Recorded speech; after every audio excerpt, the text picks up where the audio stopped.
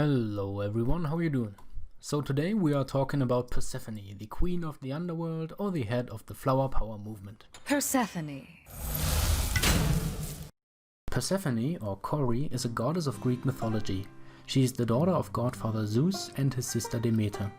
She serves as both queen of the underworld and the goddess of vegetation, being almost always portrayed with a robe and a sheaf of grain, or being abducted by Hades. But what's all that about?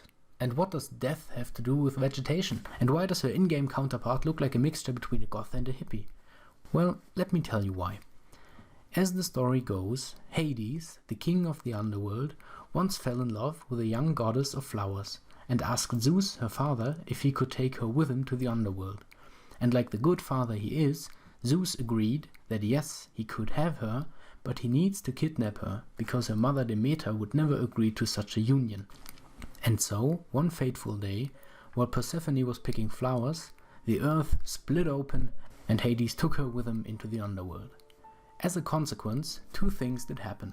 The first was that Demeter was heartbroken about her missing daughter. Who would have seen that coming?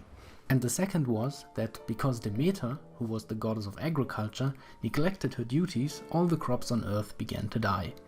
As it got worse and worse, one day Helios, being the literal sun and seeing everything, came to her and told her what had happened.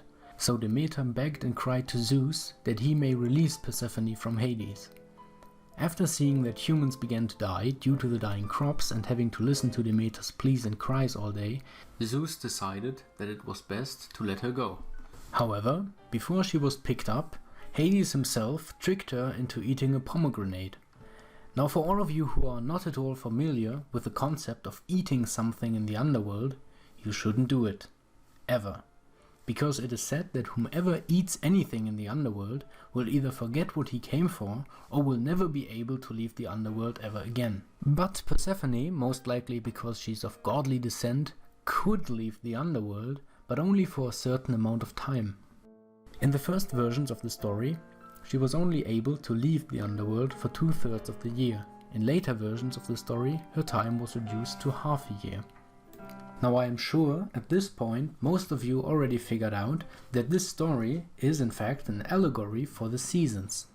Spring being the time when Persephone leaves the underworld to reunite with her mother Demeter, and winter being the time she needs to spend there as punishment for the whole pomegranate thing. But even though she only spends 1/3 of every year in the underworld, she is still technically Hades' wife and rightful queen of the underworld, and that title alone makes her more powerful than you think.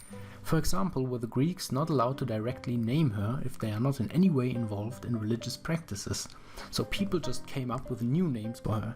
There are 7 names in total which refer to her as queen of the underworld, and 5 names which refer to her role as the goddess of vegetation.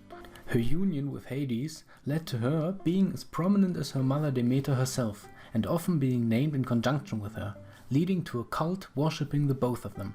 The so-called cult of Persephone and Demeter were a group of people that believed that the goddess's return from Hades was actually an allegory for her being reborn again and again. The yearly initiation rites of this cult are known as the Eleusinian Mysteries, and are described as being the most famous of the secret religious rites of ancient Greece. But that's already going too far. Anyway, so that was a short summary of who Persephone was and her most famous story. If you want to see more content like this, maybe consider liking and or commenting this video, and I see you next time. Goodbye.